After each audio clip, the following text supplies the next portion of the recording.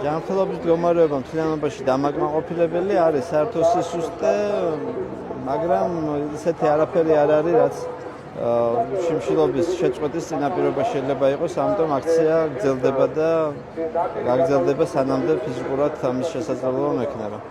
ჩვენ ვიცოდით, რატო ვიწყებდით ამას, ჩვენ ვიცით, რატო ვითხოვთ ახალ სამართლიან არჩევნებს და პოლიტპატიმრების გათავისუფლებას.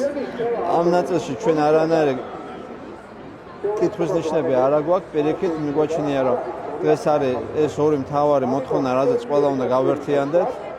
იმიტომ რომ არალეგიტიმური ხელისუფლება ეს არის ქვეყნის იზოლაცია და პოლიტპატიმრების ციხეში ეს არის ქვეყნის მორალური დეგრადაცია. ამიტომ ამ ფონზე ეს ორი რამე თუ არ დაიძლია, ჩვენ მორალურადაც დავზარალდებით და სახელმწიფოს დაზარალდება პოლიტიკური და სამართლებრივი კუთხით. არც ინგლისის იმპერიას ჰქონდა განდის შიმშილობაზე ემპათია და არც მერაბ კოსტავას შიმშილობაზე ჰქონდა ემპათია საბჭოთა იმპერიას. ჩვენ არ ვეძებთ რაღაცა ჰუმანურ ემოციებს რეჟიმში, რომელმაც